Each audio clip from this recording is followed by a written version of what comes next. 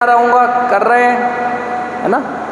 तो सुधार कहाँ से है? अभी तो ईमानदारी भरी इच्छा आएगी, जो कि आना संभव है, लेकिन वो पास्ट के चिंतन के बाद कि मेरी इस बेहतरीन सोच ने, यानी कथाकथित जिस सोच को बेहतरीन समझ रहा हूँ, इस सोच ने मुझे क्या दिया, इतना समय इन्वेस्ट किया, इतने कर्मों का लेखा जोखा है, उसके बाद क्या ज़िंदगी मिली? निराश ज़िंदगी।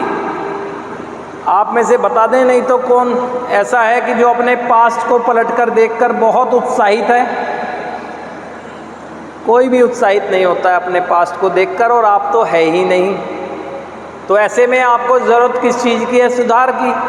तो आपको ये भी समझ आना चाहिए कि मेरी सोच के अनुसार मेरा सुधार संभव नहीं हो पाया और अब भी नहीं हो पाएगा। मुझे समर्पण करना ही होगा। समर्पण करना होगा किसके आगे?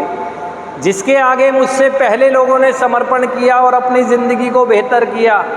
कौन है वो? सवाल तो आपको ही करना होगा। तो पता चलेगा वो शक्ति, है ना, जो मुझसे और मेरे नशे से भी बड़ी हो, या मेरी बीमारी से भी बड़ी हो शक्ति। अब ढूंढूंगा नहीं, उसे विश्वास करूंगा।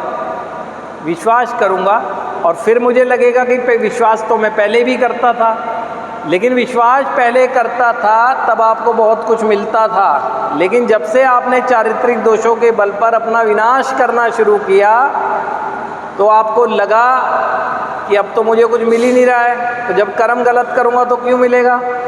अब पता लग जाता है यहाँ आकर, और यहाँ आकर पता चलता है तो आप जिस पर पहले विश्वास करते थे आपका विश्वास कम रहता है। तो अब आपके लिए यहाँ पर एक स्वतंत्रता दी जाती है कि आप विश्वास करें जिस पर भी करें। अगर यहाँ आज के दिन बैठे हैं तो विकल्प खुले हुए हैं।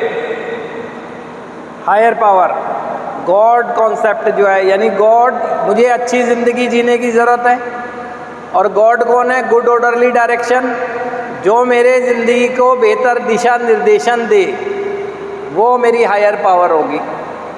कार्यक्रम उपलब्ध है, कार्यक्रम तो उपलब्ध है, कार्यक्रम की प्रेयर उपलब्ध है ना, कार्यक्रम की प्रेयर है, दार्शनिकता उपलब्ध है। आप विश्वास करें, किसी पर भी करें कि मुझे जीवन जीना है, तो समर्पण वहाँ से होगा।